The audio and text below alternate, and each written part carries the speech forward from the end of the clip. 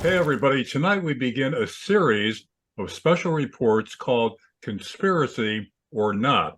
You decide after our discussion, and we'll try to decide among ourselves. Now, our first topic is going to be the biblical claim that there were giants in the earth at one time.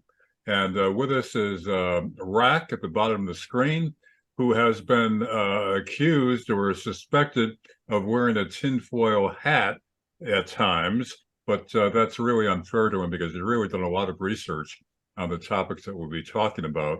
So it's not always, just to dismiss it out of hand. Rack has a lot of background information. And also with us to my left is Mark Collingsworth of Very Global Wealth Management.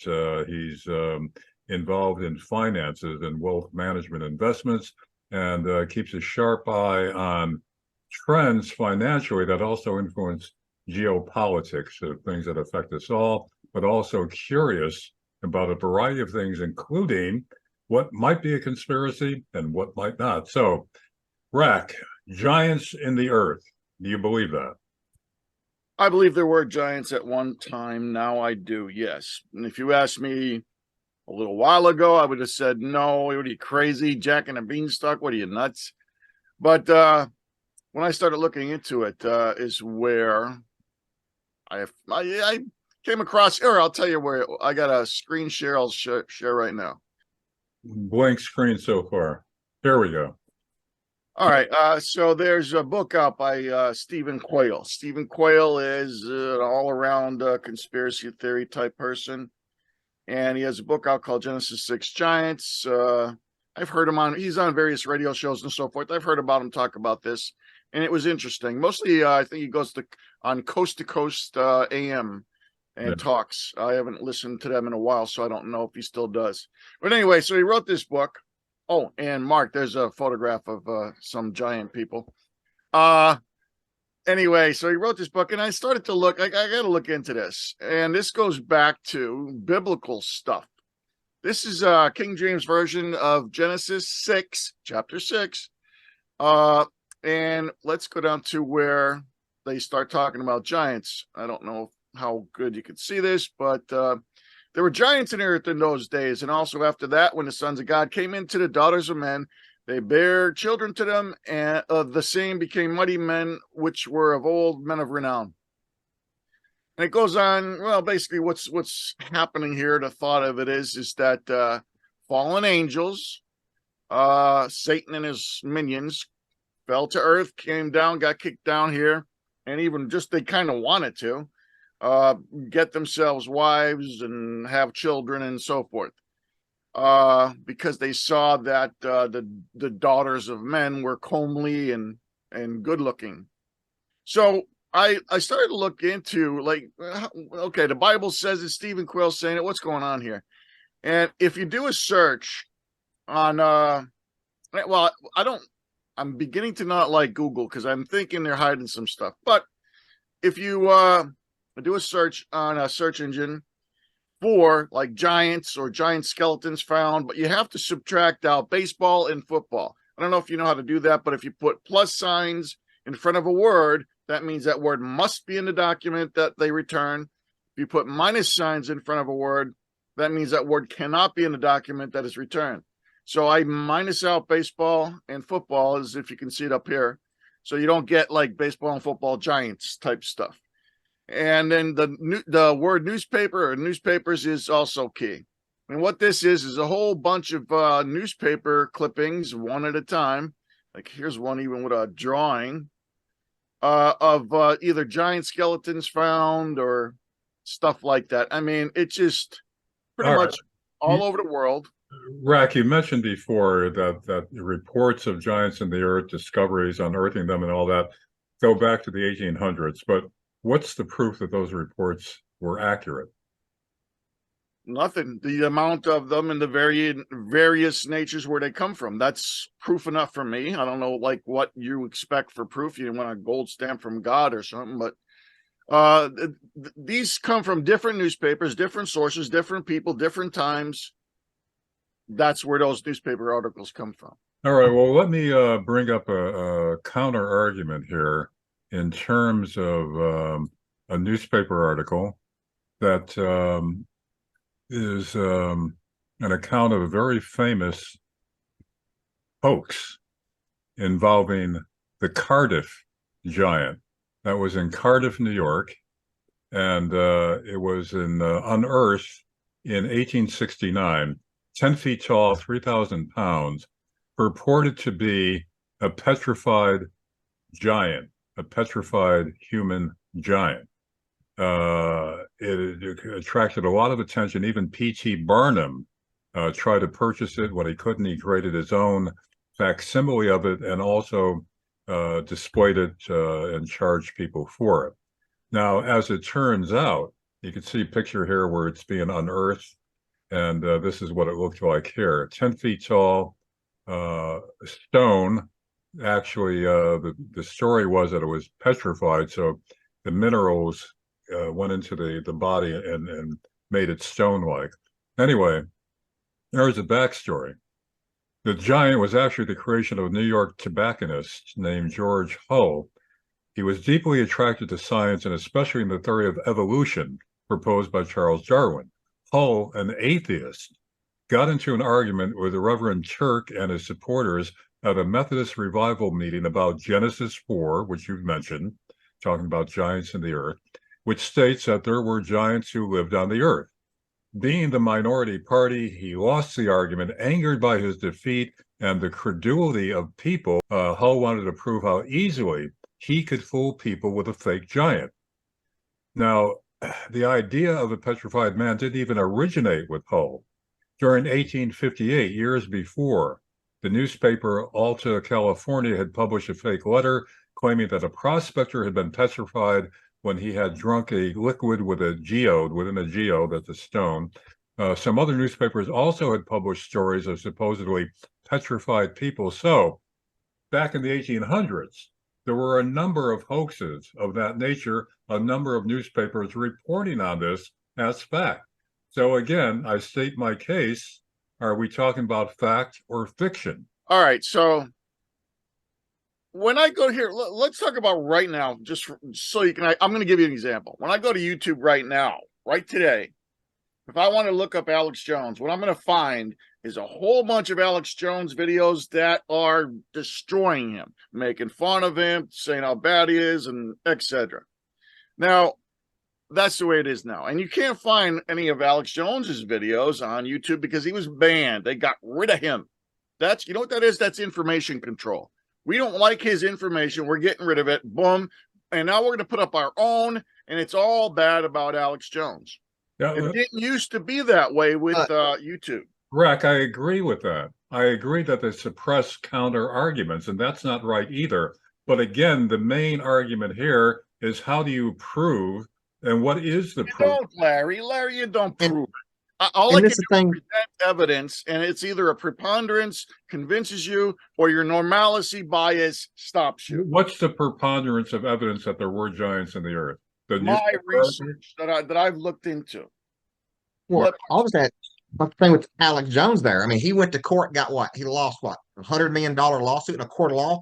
Court of laws don't go with hearsay; they go with just facts. First of all, he went to two courts. Okay, one in Texas and one in I forget, Connecticut or someplace. I forget the other one. But anyway, both of them were adjudicated by the judge themselves, sitting on the bench, no jury, no trial. They just said you're guilty.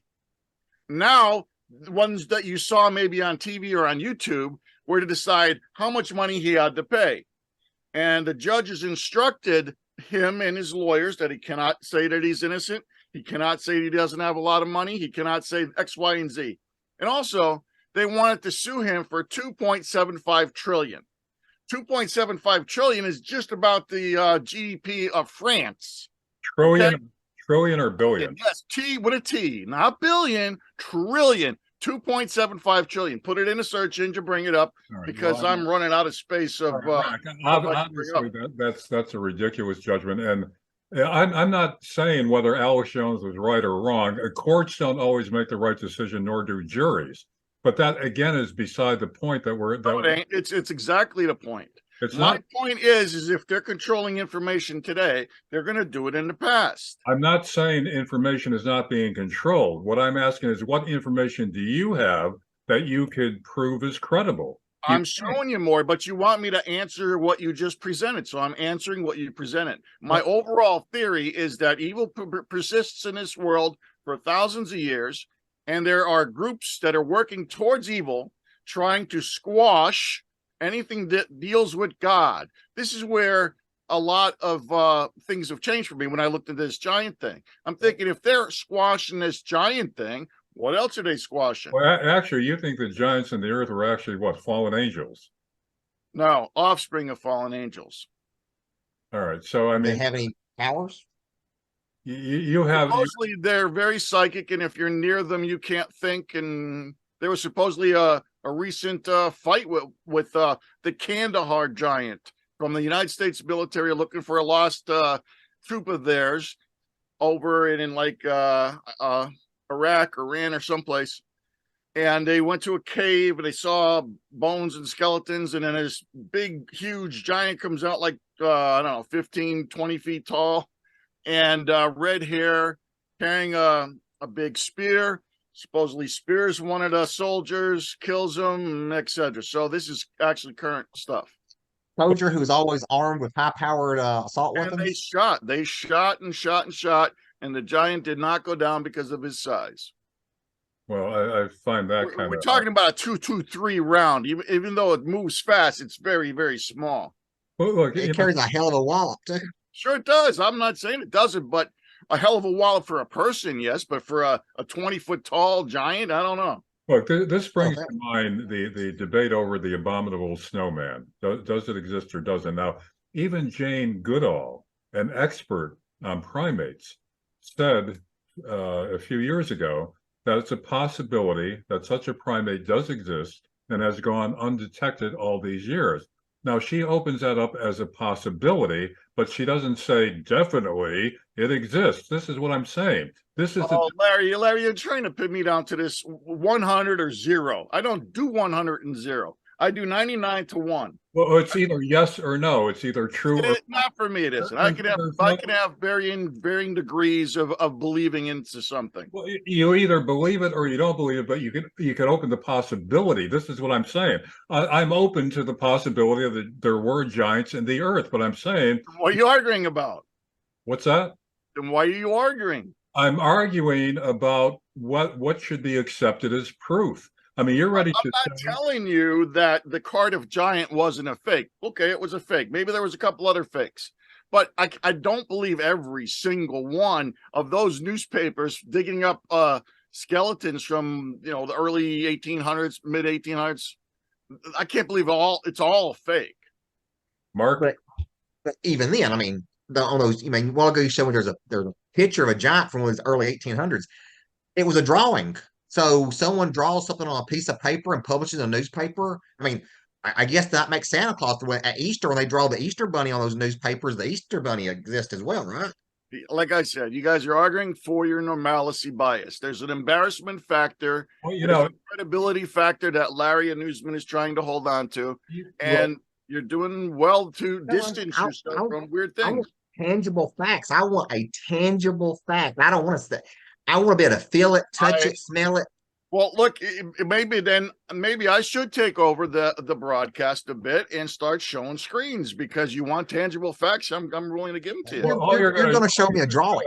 Is newspaper reports and drawings and some photographs, the authenticity of which we do not know. Oh, authenticity. It's the abundance of them that makes the difference. Oh, so in other words, if a million people believe in a mythical creature, it must be true because there's so many people that believe in it. The abundance. I'm Santa just here to Claus present belief. evidence. I'm just here to present evidence and answer rebuttals. Okay, Santa Claus. Let's prove Santa Claus exists. Yeah. I mean, I'm not going to go off on big tangents like that. So I'm going to continue on with my presentation. First of You're right all, on a big tangent. before you continue, Rack, and we'll let you continue, this whole thing about a normalcy bias, that in itself is a propaganda tool on your side. I mean, a normalcy, that implies that I would be accepting anything that's in the normal stream of belief without a critical examination, which is not the case. People have what they consider regular life: the 2-car garage, the home, the white picket fence, work, 9 to 5, etc. Anything that sways way outside that norm, for instance, giants or fallen angels, these are things that people have a very hard time to accept. But there's an additional factor that I don't like, and that's the embarrassment factor. Get rid of the embarrassment factor, get rid of the worrying about reputations and all this other stuff, and you'll be able to look into this stuff instead of arguing back to normalcy. Well, again, I'd like to know what to look into that is definitive proof. Again, Well, I can't show you that if you guys keep talking. go ahead. Thank you. We're waiting for us to prove Santa Claus exists and a tooth fairy. And Well, like I said, I'm not going to go off on tangents. but that's kind of what you're doing now. You're using the same theory applies both ways. When they dig up tooth fairy bones from all around the world and have it in ancient newspapers from 1800s and so forth, then we'll talk. But until that time, I'm going to steer away from that because I didn't investigate tooth fairy. It's already there. The book, The Night Before Christmas. It's got the story right there, written in black and white. It's a book, That's printed one. with pictures in it. That's one. I'm here to show. Here, there's a picture. There is this a photograph or is this Photoshop? That looks like a photograph. First question I'll ask is, how tall is the guy in the middle? Is he like a midget? Is he 4 foot tall? I'm going to continue on. All right. So two normal sized people with a midget in the middle. We don't know. Yeah. Here's another thing. Smithsonian is been accused. I'm not saying that they are. I'm just saying they've been accused of destroying and hiding giant skeletons by various people. And I think there's another. Well, who are the various people? That looks so photoshopped right I there. don't know. I look. I can show you 1,000 of these pictures, and I'm sure a heck of a lot of them are probably photoshopped. This one is very well probably photoshopped. I don't care. I'm here showing you this right here, that the Smithsonian has been accused of hiding evidence of giants. Every time someone digs up a giant, they run in, they supposedly grab up the skeletal remains, and it goes off into this big vault that never to be seen again. Well, I mean, there's people that say that they're suppressing evidence that Hillary Clinton is a shape-shifting reptilian alien. And how do you disprove that or prove it? I mean, people will claim anything one way or the other. Again, so let me ask you this question, both you guys. How long have you spent studying whether giants exist or not? Larry, how long? Not long at all, Mark. How long? Not long at all, Brad. No. Months, days, weeks, years, Several hours, minutes? hours. Hours? You've investigated for hours into giants. Admittedly, but that still doesn't answer my question. I don't think you have like 10 minutes under your belt. I don't know. Far. Well, no matter how many hours or days or months or years you put into your research, the time spent researching it doesn't prove that your research is valid. Not trying to prove anything. I'm trying to sway the preponderance. Right now, you guys just think this is ridiculous. I'm trying to show you it's not. When you say a preponderance, but it's not. When you say a preponderance of evidence, they use that in court cases, right? But that is usually hooked into some specific items that are hard to disprove as a probable cause of something. I mean, it's not just a newspaper article. You don't know who wrote it, what their bias was, et cetera, et cetera. So preponderance of evidence really doesn't hold up when you're trying to prove something scientifically. Your point being? I'm not trying to prove anything scientific. That your belief in giants is based on nothing. No, it's not based on nothing. It's based on quite a bit of research. Let me ask you this. If you were to devote 100 hours to proving that Santa Claus existed, how many hours or minutes into that investigation would you say this is just a bunch of crap? First of all, there was a Saint Nick. Are we talking about the magical Santa Claus? A magical Santa Claus with the flying reindeers. Well, if I devoted 100 hours, if I told you to research it for 100 hours, at what point within that 100 hours would you say this is a bunch of crap? Whatever point I would figure that I deemed I looked into it enough. Okay, but if you spent the entire 100 hours on it, you'd probably say Santa Claus exists, right? All right, I want you guys to explain this. Let's go back to me sharing screen real quick, if I can get there. All right, and let's see, has it come up? Oh, I didn't get the exact Bible quote with 6 fingers and 6 toes. Matter of fact, I'm not sure I'm going to be able to get it because this thing is in my way.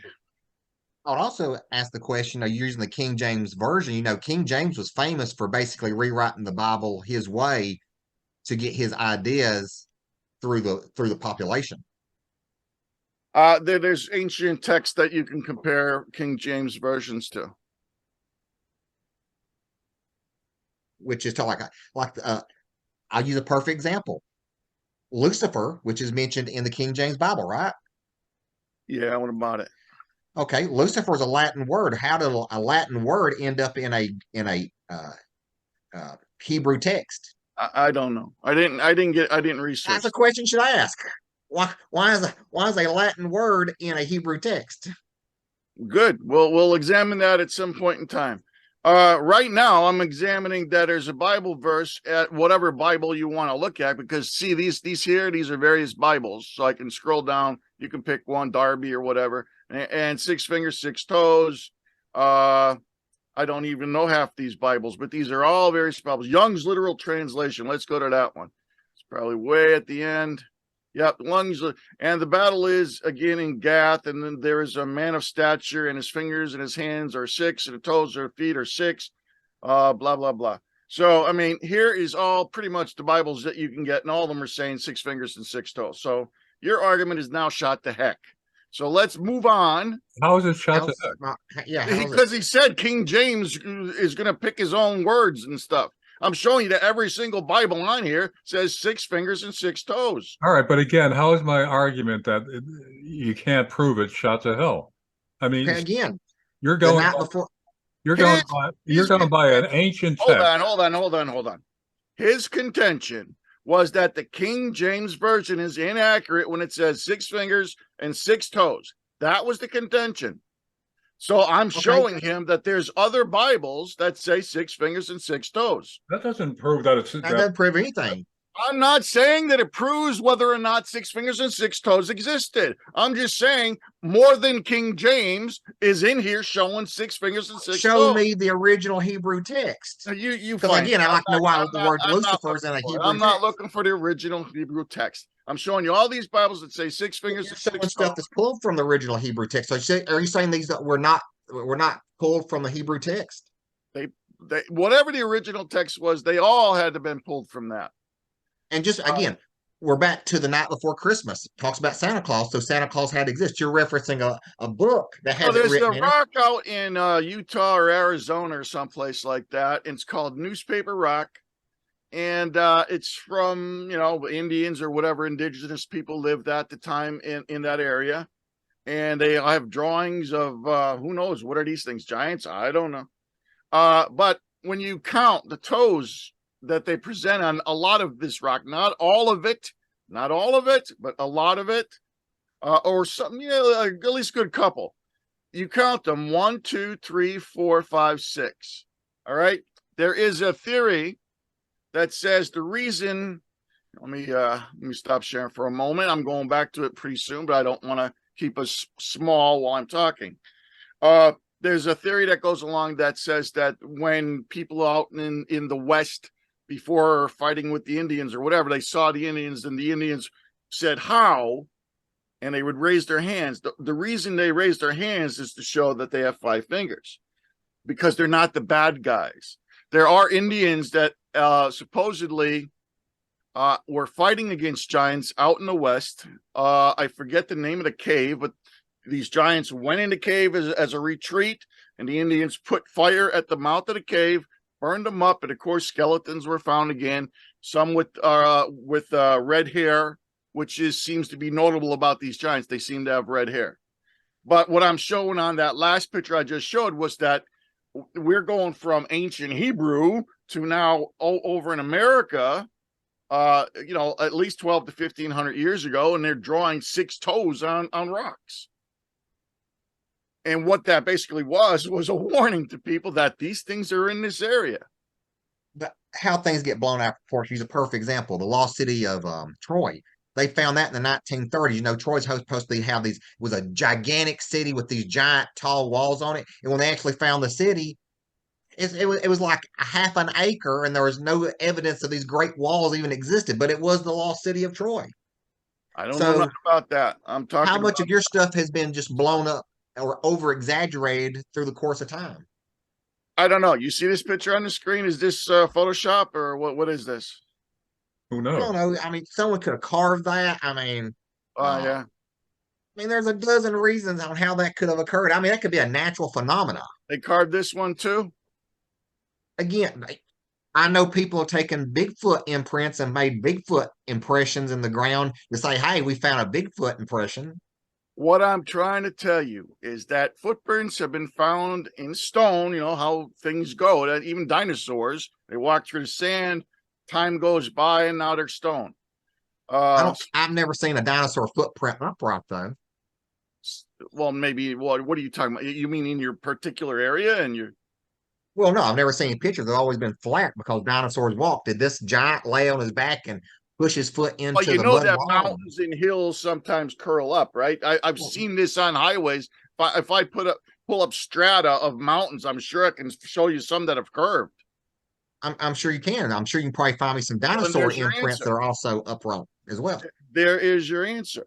So what I'm showing you here is that there's newspaper clippings going back claiming from various places, various people, various newspapers that giant skeletons have been found. I'm showing you that there are footprints that have been found in the past that appear to be showing giants. These look like footprints to me. And matter of fact, The Indian With 5 toes. the Indian drawings with the 6. I don't think it was 5 toes, Mark. I mean, it could be. I will grant you it could be. 1, 2, 3, 4, 5. And what is this little dinky thing hanging off? I don't know. See, you're trying to make it 6 right there. I mean, come on. Oh, yeah. Well, everything, what do you want me to say? I mean, for you, everything that I present is nonsense. So apparently the conspiracy I'm just asking questions. Like on that other while ago, you had is that people run around making up hoaxes all the time. That's the Mark conspiracy. So now you're gonna have to prove to me that everybody makes up hoaxes all the time. Why don't you count the toes on this one, Mark? People Well, do three, make four. hoaxes all the time. What are you talking about? That's nothing new. The question is whether these. What I find interesting is the pictures you showed of the Indian drawings with 6 toes, and as far as I could tell, those have been authenticated, the age of them, and all that. So that is interesting. I'd like to hear various so-called expert opinions explaining that. So There's ancient hieroglyphics. Okay, what are these kids? You see and this is only one. There's hundreds of these. I don't know how many, but a lot that show a big, huge dude and other smaller dudes. Rack, first of all, What's that one? what I recollect about the size difference is the status of people. Yeah, you have an excuse for everything. It's not an excuse. Look it up. I mean, what is this, Larry? What is this? What's this? Hold on. You see, that's an example of how you assume that your interpretation of the size difference is the correct one. You don't know. You haven't studied archaeology. You haven't I've studied it enough, and I know that if you want to take Occam's razor and BS, BS to come up with an excuse that the stature that's being represented. Have you studied the symbiology of ancient Egyptian artwork? The size difference. It depends. I mean, I've looked into it. I don't know. What do you mean by studied? Have you? I haven't. I recollect reading something about that. But what I'm saying is, I don't know. But I'm admitting I don't know. You're assuming that the size difference means, well, one's a giant. This is where the problem comes in. You think I'm laying out, well, this is factual evidence and this is 100% true, and I believe giants existed, and don't tell me otherwise. I'm not even saying that. I'm just saying it's a heck of a lot of evidence pointing to the direction that giants existed. That's all I'm saying.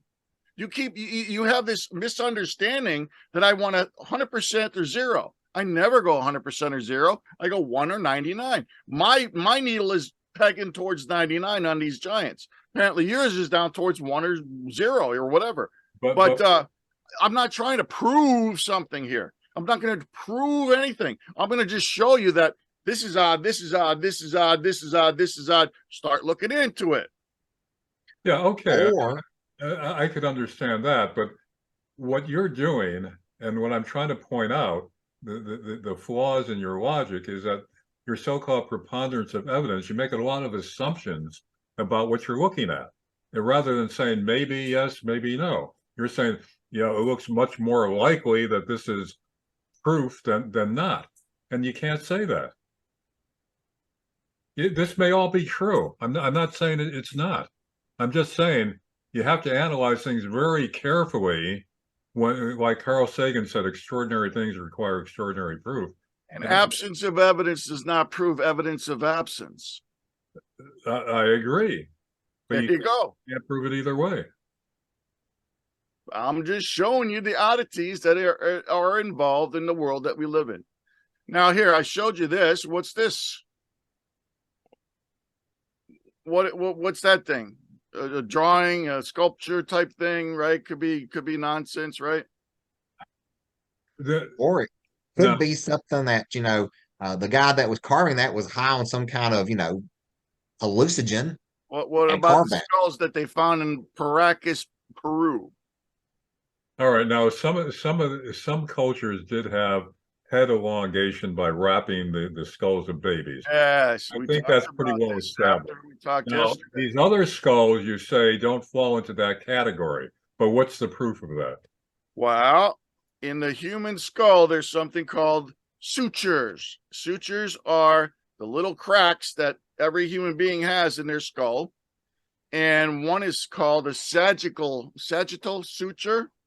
And these skulls do not have that. And the other oddity with these skulls is where the neck bone connects to the skull is offset from normal human beings. Every normal human being has a certain place where the head bone or where the neck connects to the skull in the back of the head. And these things do not have it in the same place. They are offset.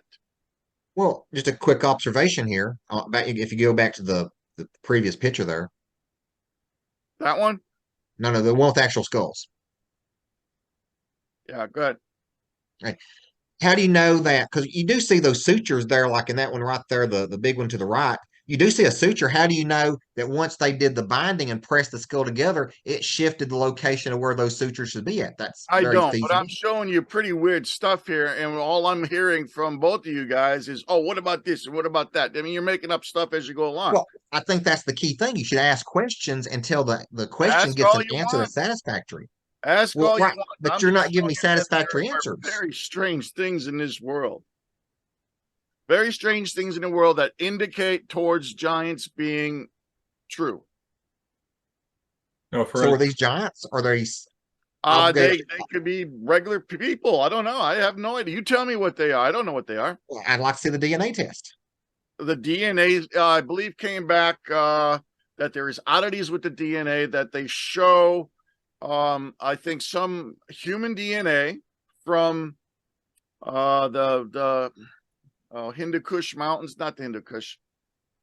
I can't remember the name of the mountain. Some mountains out in Asia by the Himalayas and stuff.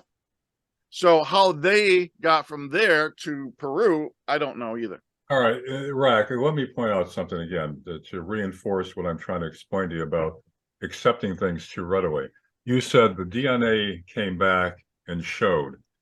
Instead, I would have phrased it according to a report that claimed the DNA came back and showed this, because you don't know the credibility of the report, who reported it, who studied it. Everything that is brought to you, you have an answer for. It's not an answer. You're It's really trying to hold on to that normalcy and credibility because you're afraid that this stuff is just too far out there. I'm not, Well, we're just asking questions. Well, ask all the questions you want. I don't have all the answers. I'm not But, telling you. when we answer a question, you say, there you go, back to your bias normalcy thing. I mean, Are you kidding me? Everything I've shown you, from skulls to footprints to newspaper clippings to everything, you come up with an alternative for. well, no, I ask a question and then you use a non sequitur answer to it or a straw man defense, and I that's don't know just not part. everything. What do you think? I'm God himself? I don't know all the answers. That's what we're Here's trying to point out. Here's a representation of Gilgamesh. Okay. And what does he have in his hand, in his arm? That's not a regular cat, that's a lion. So that would indicate that he was a giant, and why they made him that way, I don't know. And there's I guess a better detailed view of the lion. So I guess that's a quartz watch that he's wearing on his wrist as well. Could be. I've seen that before in a lot of ancient drawings like that from the hieroglyphics and so forth. They all have that, seem to have that thing on. Don't know Or what it could it is. just be a bracelet with a round It medallion could in it. be. I didn't say it was a watch. You did. Mythology.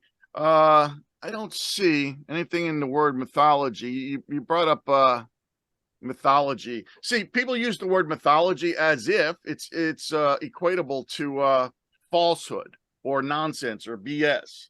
It doesn't work that way. Mythology just happens to be old stories that are passed along and so forth. It doesn't say whether they're true or not true.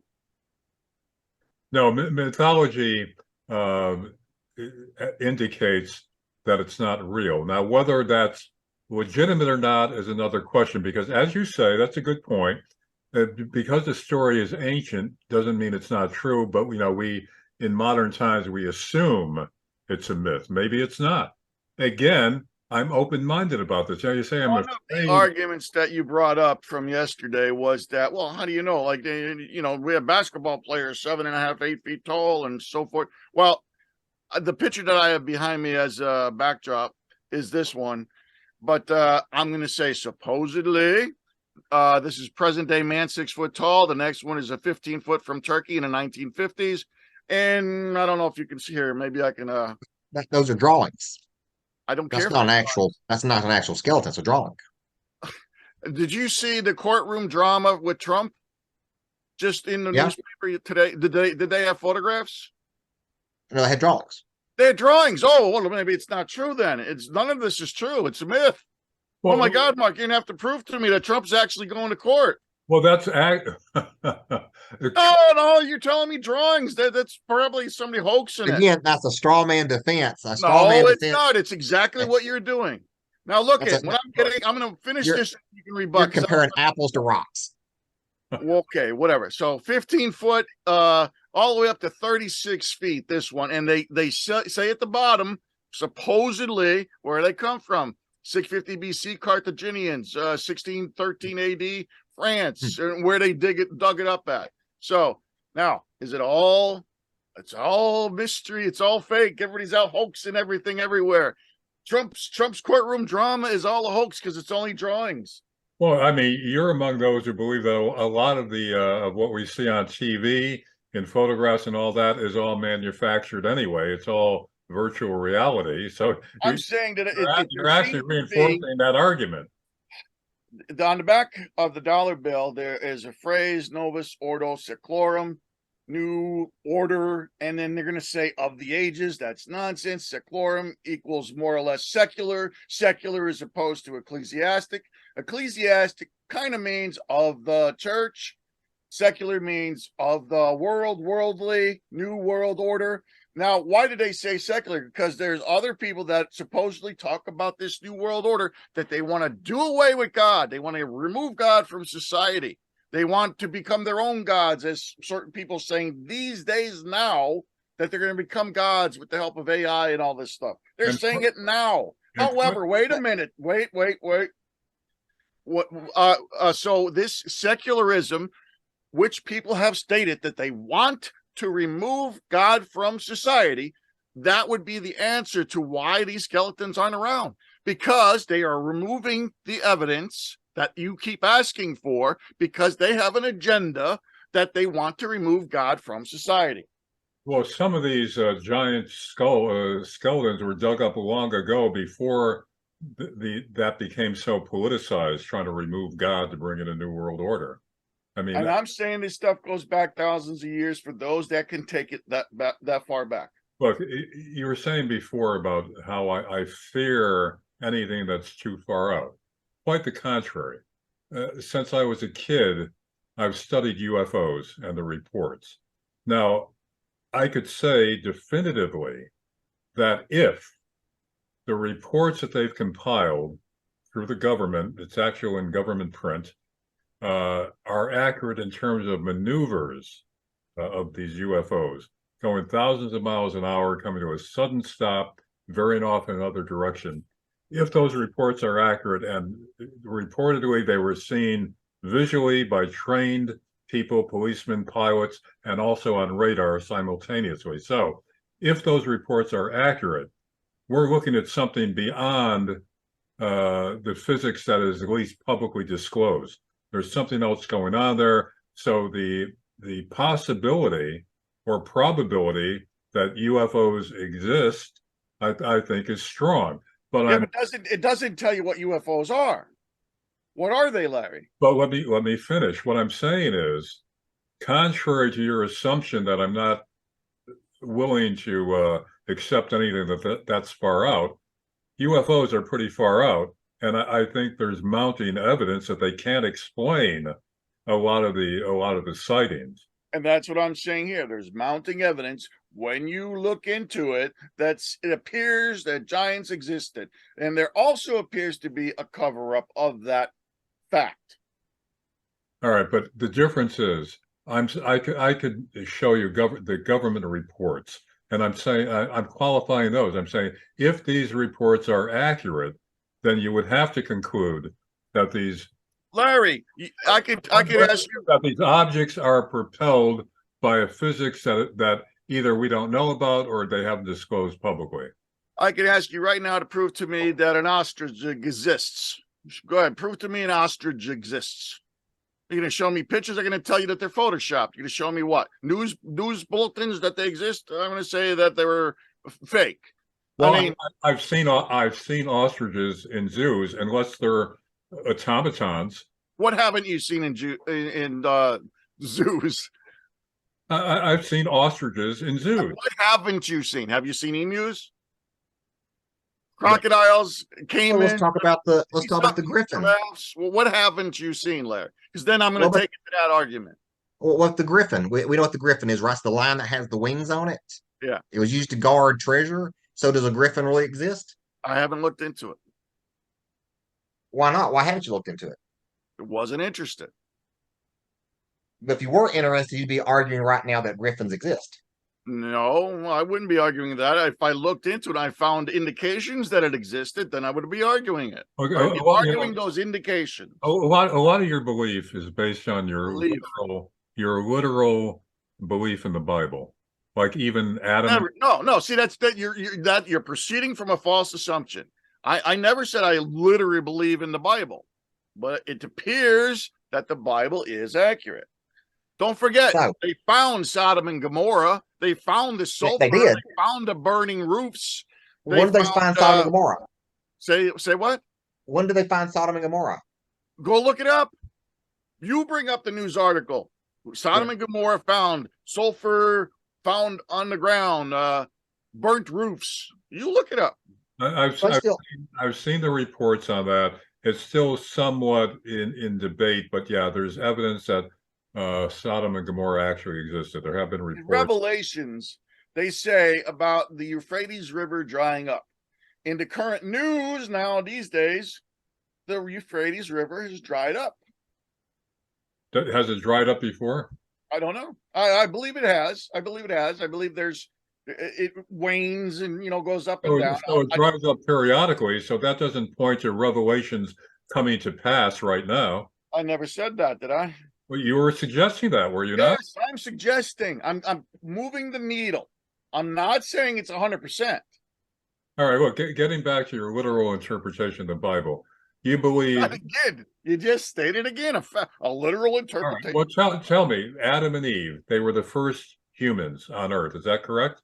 Perhaps. Okay, now where did Cain find a wife in the land of what was I it? don't know. I don't know, and I don't care. There's an answer You to should. that somewhere. It's about the Bible. I mean, same thing. Why did God have to put a mark on them so other people wouldn't hurt them? According to the Bible, there was only 3 people in existence at that time. Well, there was going to be more, though, don't you think? I don't Well, know. yeah, but at that time, he put a mark on them. Now you're trying to argue the Bible with me. Are we arguing Bibles or are we arguing giants? A lot No, of I talking asked a about question and you can't give me a good answer. a I'm lot. not interested in giving you a good answer. We're here talking about giants. If you want me to come prepared for Bible talk, You we'll do start, that you, too. Rack. You started this whole discussion quoting the Bible. That's why Right. you're talking about your belief in the Bible. Indications, preponderance, needle moving. And look, I'm not saying everything is a fact, I'm Larry. not attacking religion here, but even devout Christians and others don't believe everything literally in the Bible. Some Maybe of it, that's their problem. is it a problem or is it their approach to It it? may be a problem, Larry. All right, so in other words, you're inclined to believe literally everything that's in the Bible. I was like you a long time ago. And then I started studying. And the more I studied, the more it appeared the Bible to be true. The more I studied, the more true. The more study, the more true. The more study, the more true. My needle is moving more and more towards 100. It's not at 100.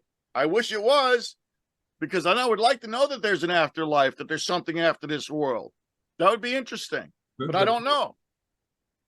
The Bible could be an accurate account of early civilization, but it doesn't mean that everything in it, the way it's phrased, the way it's been interpreted and reinterpreted over the centuries, is necessarily something to believe in literally, that it's totally accurate. And It could and be. I don't think. However, I'll give you the counter argument that it could be that way. It could be 100% literal accuracy. But again, you're getting back to your preponderance. You're so ready to believe what you consider a I'm just holding open possibilities, which apparently you resist to do. No, I'm holding everything open as a possibility. Well, I showed you a lot of interesting stuff about giants. But what I'm doing is It's not exhaustive. It's not like I showed you everything that there is. what I'm doing is pointing out contradictions this. that don't seem to bother you. I'm pointing out contradictions that don't seem to bother you when you gather your preponderance of evidence and conclude that it most likely is true. There's weight that says it may not be, but there's more weight that says that it is. Mark, I interrupted you. Go ahead. I'm actually looking up something real fast that he just mentioned.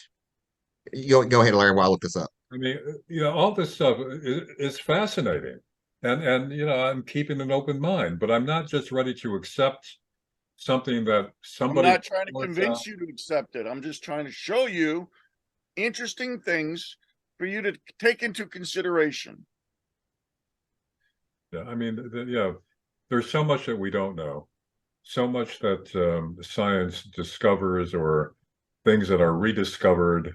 So I mean, the possibilities are endless of how things began, what's come before, what may be ahead.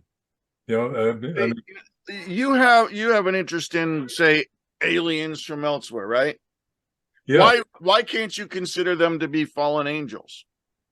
I'll consider it, but I mean, I would say that, you see, you peg that around your belief in the Bible. No. I peg that around what I see happening in the news today, and that being social engineering.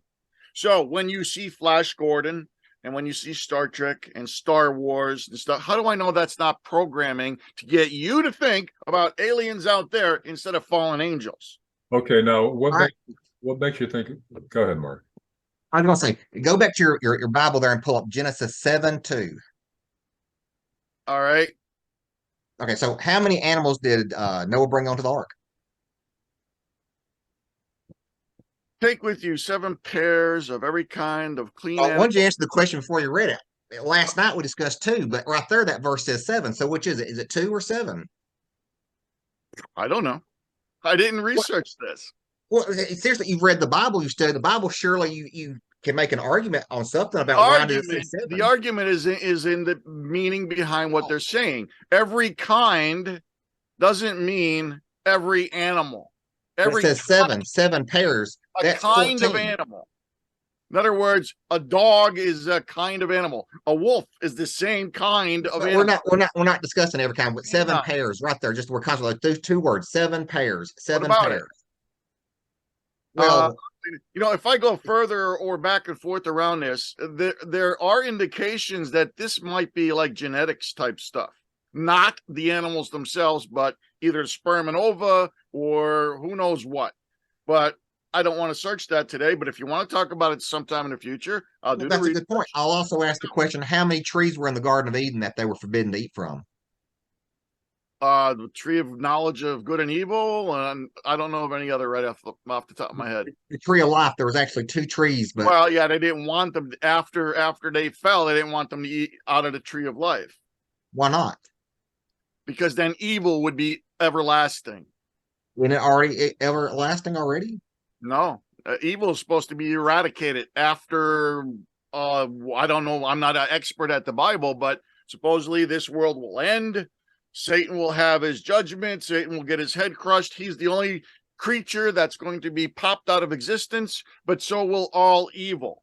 All there when God supposedly made Garden of Eden, Adam and Eve, etc., there was no sorrow, there was no death, there was no suffering, there was no badness, there was no nothing like that. That all came from Satan and the fall. Now, you were saying earlier that the two animals, Noah's Ark, all the animals they took aboard, there could have been high technology back then. Perhaps. I don't know. Sure, why Why not? does God need technology? I didn't say God does. Then why do they use it then? Why is it genetic engineering? That's technology. God has rules. I mean, maybe he constrained himself with his own rules. Like, in other words, God can't lie. No, if he's God, he can do anything, right? But he can't lie. But supposedly God can't lie. So, I mean, you're talking about catch-22 things.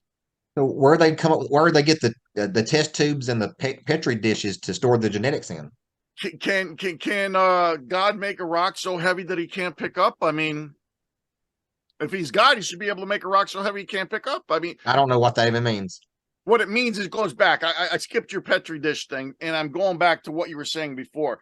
You're saying that why, if it's God, why does he need technology? I didn't say God needs technology. Maybe the fallen angels do.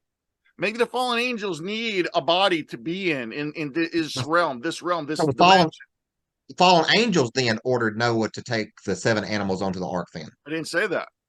Well, you just said it must have been demons. So if it was God, there are rules to the universe that God created. One of them is if an animal goes underwater that breathes air, he's going to drown. That rule is not going to be bent or broken. However, it could be circumvented by putting that animal in an ark. I don't know. What are you asking? Are you suggesting that God gave Noah high technology to genetically bring? I'm not suggesting anything. Well, what do you mean by high technology? I'm saying it's a possibility. There are some people that have read the Bible that are experts, not me, but some of the other people that seem to throw an indication. I don't know how hard or how much that this stuff, first of all, is not limited to every single animal. It's limited to animals of a kind. In other words, not every single dog or dog type, but canine is one type. So, like, I don't know where the delimiting part is, but they don't take every species of dog. They take a canine. That equals all the dogs now. Okay, but you're saying that all the life was wiped out except for what the animals that Noah brought aboard the ark. So therefore, the hundreds of thousands of species. It's debatable whether all the life was knocked out, because in the Genesis accounting, it says there were giants in the earth in those days, and also after that. Some people think the also after that means also after the flood. The idea of the flood was to wipe out the poor genetics, the mangled genetics. So then God didn't succeed. Then we're saying God didn't succeed at his attempt to flush out the bad genetics. Maybe not. I don't know. Well, I know that's a simple answer. So is God not all powerful if he wanted to wipe out all the bad genetics and it failed? Again, look, you have free will. That is the gift from God, supposedly. All right. Now, if God forces you to do X, Y, and Z, no matter how powerful it is, because he could force you to do X, Y, and Z, but then that removes the free will. Then you're no longer free will. In other words, in order to have free will as it stands here after the fall, you have to be able to choose between good and evil. Now, God can stop you from having that choice, but then you become a robot. God don't want robots, supposedly. He wants individuals that are separate from himself, being able to make choices on their own. But if you're going to choose evil, which is destructive and harmful and hurts others and etc., well, that's not going to be part of his after kingdom, his kingdom. So you have the choice of choosing good or evil, and he's not going to interfere with that choice, even though he's supposedly this all-powerful God. You believe in eternal damnation and punishment, excruciating pain for all eternity for those. Yeah, what about it? What about it? You're going to judge God now? Go read Job and go read Job and where were you when he made all the stars, and where were you when this, and where were you that? I'm asking you, an all-loving God concerned again, Larry. You're thinking that God is a punishing father with a strap that's going to beat his kids. However, maybe it ain't that way. Maybe the kids choose to have harm to them. Okay, for those who choose to accept evil, they will be punished for all eternity. Punish implies God is doing it to them. They are choosing it themselves. Okay, so they choose. So God is allowing them to choose evil, and they will be physically in excruciating pain for all eternity. You believe that? Perhaps. And you believe that's just? Yes. Larry, if I'm going to give you free will, and then I'm going to put restraints on you, do you have free will? Brack, did you ever burn yourself accidentally with a match? What about it? Hurts, big deal. What are you trying to get at, Larry? You're trying to judge God. Imagine being consumed by the hellfires for all eternity. Not be trying to judge God. First of all, we don't know. We don't know the answer to this question, Larry. Well, I'm asking you if you believe that. But you cannot go to you. Look, so I'm going to say that I don't know. However, you need to say the same thing. Maybe there is some sort of a just way about someone burning in hell forever. Maybe you need to be able to come to that conclusion. You can't. I can come to your conclusion that, oh, yeah, that's pretty bad. You're saying that we cannot understand the mind of God, correct? Exactly right. Well, yes. But you're contradicting yourself because you're explaining to me the mind of God. I am explaining suppositions to you. I'm not explaining. I'm not saying that this stuff is written in stone. This is my guesswork. Guesswork, Larry. Guesswork. I think it's highly arrogant of you to think that God is unjust because of hell. We don't know the answer, Larry. We don't. I don't. I can say that. Can you? I'm asking what you believe. I don't. You keep trying to get me at 100 to 0. You first indicated that, yeah, you believe in eternal excruciating pain as a punishment, and it's just. I didn't say the word punishment. You're saying the word. You can't get off that word punishment. All right. Well, I'll eliminate the word punishment. It's a choice. All right. A person chooses by accepting evil to be burned in hell in excruciating pain for all eternity, right? Perhaps. I'll look at it this way. So in the scope of time and infinity, the time that we're here on Earth is a split second. I mean, it's like that right there. That's why they have the Pascal's wager. Okay.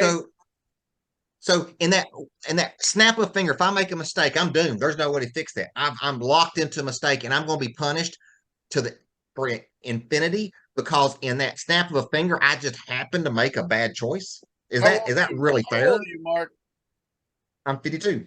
Okay. Well, then you've had lots of time to choose what kind of choices you want to be making. Not in the scope of God. In the scope of God and God, I haven't even existed that. I mean, I'm like a fraction of that right there. So how can I be judged on that right there? Good or evil? That's not fair. That's not fair. I don't know all the answers. 52 years and a trillion years is nothing. You're assuming that God has already condemned whoever I won't even say you, but anybody that chooses to make, oops, I made a mistake. Maybe God doesn't do that. Maybe God doesn't condemn people that make, whoops, I made a mistake. Maybe God only condemns those that, I love doing this. I love killing people. I love stealing. I love this. You told me before, Rack, that if you're in sin, but you have time to repent, then you don't go to hell. But if you're in sin and, maybe you have a stroke or you die in a car crash, you don't have time to repent, then you're screwed. You go to hell. You Not believe? a matter of time. There's theories that say that a person that's going to get smashed by a 18-wheeler coming at them on a highway, in that last final split second before he ceases to exist in this realm, God slows down time, pulls him out of the situation, and allows him to make that choice. Oh, well, then back to that situation with Noah, instead of having him build an ark, why didn't he do it with Enoch? He sent him a magic chariot, and he got on the chariot and flew to heaven. He should have just taken everyone and reached down with his hands, pulled Noah up, and put him on a space station or in heaven, and held him there until he flooded everything. According to what I know, is that when sin entered the world, God warned Adam and Eve about sin and that it would cause death. Adam and Eve said, whatever, I'm going to do what this other dude says. He says, I'm going to become a god, so I'm going to eat the apple or whatever took place. And that choice is in existence for everybody all the way until now. And you still have it's almost the same exact choice. What they're showing you with AI and these Carl Schwab's, and I can't, Harari, who's saying that now with AI, he's going to become the gods of this world, or he's going to become like a god. So basically, if you go in one direction, the promise is still the same. Don't listen to that guy upstairs. Just listen to me and you'll become like gods. But it's the wrong person you're listening to. And the exact same thing is happening today with this Harari guy. I can't remember his first name because he got a messed up name. But we can go on that. How did evil come into the world? The snake tempted Eve, right? I don't know. When God, look, if you're going to talk like this, God supposedly that's it. It was just God himself, God the Father, God the Son, God the Holy Spirit, and they were there for all eternity, and there was nothing else. And he wanted to make others, I guess. I don't know. And when he did make others, he made the angels first. And he made them all perfect. Angels didn't have to sin. So Lucifer, as an angel, he wasn't tempted. He didn't have an innate thing within him to sin. He somehow, for whatever reason, and I don't know, supposedly chose to sin, chose to go against God. He wanted to be higher than God. He wanted the power. He wanted the glory. He wanted something that made him all messed up. And from that point, that's when sin entered. And then he took that sin to the world and tried to get Adam to do the same thing. And then from that point until now, it's all the same thing. Don't listen to that guy. Do what I tell you, and you're going to be just like him. We'll be gods. What about the theory, switching a little bit now, but along the lines of UFOs and aliens, what about the theory that what we now call God was really a superior being of an alien that came down and created mankind by manipulating the genetics of an advanced primate, such as like the 2001 scenario? What about that? The Ancient Alien scenario. I used to like to watch Ancient Aliens until I figured out this might be social engineering. Again, social engineering away from God. If the aliens did it, then I'm asking you about that as a theory and as a possibility.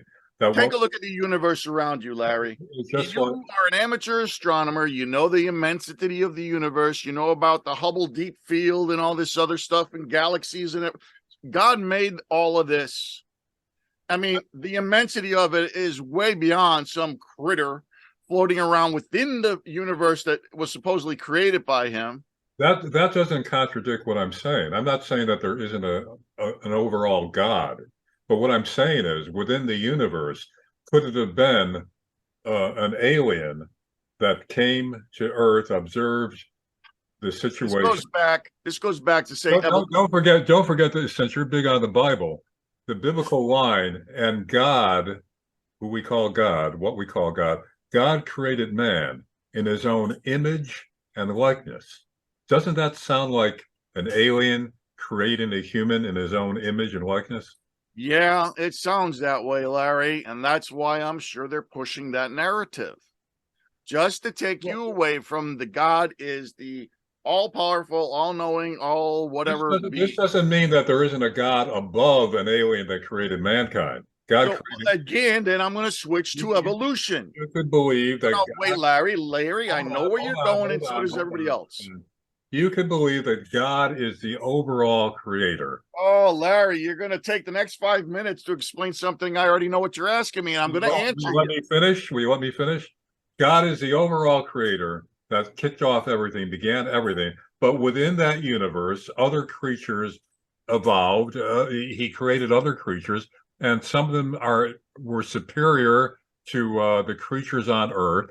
So an alien came down and created man by genetic manipulation of a primate. And because it was a superior being, we thought of that being as, quote, God. I mean, how is that necessarily social engineering? It's a theory. Well, because again, it takes you away from God. Now, I'm going to switch with I your don't question. Wait a minute, Larry, please. I'm going to switch your question to evolution, because evolution basically says the same thing. We came up from mud, got into single cells and in fish and whatever. So I used to say to myself, well, how could I put the two together? Either it is evolution or God made us. The two don't go together until I realized, wait a minute, Larry. So I said to myself, well, maybe the mechanism of creation was evolution. I said, well, yeah, God could have had evolution due to creating. That was the mechanism of his creation. This is exactly what you're saying about aliens. Could be the same thing. However, it doesn't have to be. And that could, when I see that Ancient Aliens is popular on TV and they keep pushing this narrative, the aliens came down and they manipulated DNA. That sounds like it could be a way to pull people away, again, from ecclesiastic to secular. Okay, so you don't believe in the theory of evolution then? Not no more. No, Because there's too many missing links. actually, the missing links are being filled in No, they're not. year by year. Yeah. No, they're not. There's no even Christian theologists. First of all, it's called the theory of evolution. Yeah, I know. They always use that argument. It's a theory. Yeah, but all scientific thinking is under There's the never guise. been one instance of a transition animal going from one thing to another thing or whatever. They have fossils. No, they don't. All right, I'll You show think you they that. do, they don't. So, They do. so like, They don't. okay, so like appendixes and tonsils, we don't use those anymore. Isn't that a form of evolution right there? There are bodies that have advanced to where we don't need those kind of I items. don't know. I don't know all the answers. I ain't going to sit here and say I know all the answers to every single thing. That's a good argument. However, I don't know. There may be an answer to that. As I began saying, even among Christian theologians, there's no contradiction between the believing in evolution and believing in God. God set things in motion, and then the natural process that God set in motion resulted in evolution. What's it? Like I said years ago, I used to think that way too, until I realized there's no transition fossils, that there's no indication that evolution is real. As a matter of fact, I believe Darwin himself said something like that. Darwin himself kind of made fun of his theory. No. Yes, he did. You're distorting that. No. There are transitional fossil forms, even among human forms. That they're filling that in. Here, what came first, the chicken or the egg? How come the bees can pollinate the flowers, but the flowers need the bees? I mean, I've already been there, Larry. The bees and the flower, which came first? Is that it? Or if you want to look at it that way, yeah. You can't have flowers without bees, and you can't have bees without flowers. That's a simplistic argument. Not simplistic. The There is, I don't know if it's, I forget what critter it is. It might even be spermatozoa. which have a gear-like thing that spins, almost like some sort of a Wankel engine or some type of thing to propel it through water or fluid or whatever. It's gears. Same thing with certain beetles and stuff. They have these gears Yeah. meshed together. And what's your point? The complexity cannot evolve. You either are going, if you need to move through water, you're not going to create gears to move through water and stuff like that. Look at the deep sea creatures that create their own light because everything's dark down there.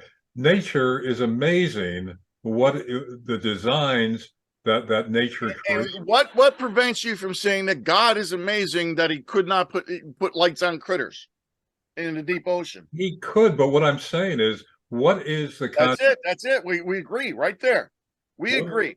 What is the contradiction between God setting everything in motion and evolution is part of what he set in motion? What's the contradiction? Well, first of all, like I've told you, there seems to be a concerted effort to remove God from society. So you're right. Evolution is part of that deception. You're writing off a lot of scientific evidence, theory, and research as a move away. You're assuming that there's a lot of scientific evidence. There isn't. For evolution? So that's correct. So you're saying that society is trying to purposely remove God from the system, right? I am saying that some entity, it doesn't have to be one person, could be a group, whatever, is trying to remove God out of this world to get away from God. So then you also say that they were successful in removing Odin and Osiris and Horus and Osiris Zeus. Supposedly were the fallen angels. This is the ones that taught men how to war, how to put on perfume, how to whatever. I mean, a million different things was taught. God allowed this. Apparently so. Why would he allow it? Well, look at it this way. If God's supposed to be the father and we're supposed to be the children, I know if some bad guy comes up and hurts one of my children, I'm going to lay down some throwdown on him. So why didn't God do that for my ancestors? Here, I'm putting something in this hand. Now, do you want this or do you want the other? You're using a straw man defense here. Do you want this or you want the other? There is no other. If I'm only giving you one thing, you have no choice. Now, if I put something in my other hand, now you have a choice, good and evil. Let me ask you this.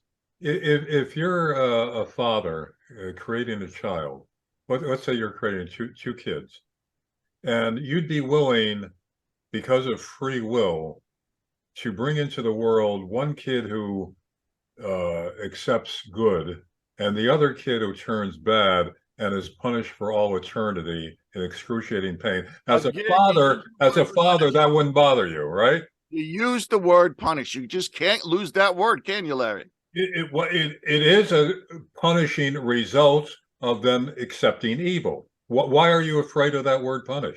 I'm not afraid of it. I'm just saying it may not be that way. Do you hear the word may not be that way? So it's a condition that they bring upon themselves, yet you're creating a life that would end up in that state. So you don't mind your kid being... I'm not going to sit here and judge God.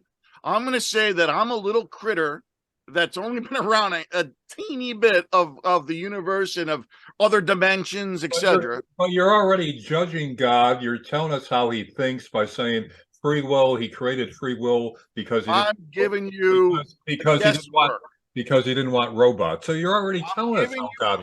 Guesswork, Larry. That's my best guess. I'm a human being like you. We don't know crap. But I'm not going to sit there and judge what supposedly is this supreme being with my morality and say, oh, he doesn't know what the heck he's doing because I know a lot more than him. I'm not going to do that. How do you know God is a he? I have no clue. We got to be politically correct here now, Rick. It appears to be a he because he references him in the Bible that it's he. Well, maybe their pronouns were different back then. Perhaps. All right. Well, should we wrap this up or should we continue? Well, defeating both you guys. Both of you sitting back in your chair and resolving yourself to defeat. So yeah, I guess No, I'm not being defeated. I mean, you're using non-secular answers and straw man defenses, and it's just you just Guys, won't. I think both of you guys are proceeding from a false assumption, and the false assumption is that I know everything, and that you're going to show me that I don't. I'm telling you, I don't know everything. I'm telling you that I think certain things are a certain way. It appears to be a certain way. I'm using these qualifiers all the time. But Larry wants to keep throwing in, well, either it is or it isn't. I'm not that way.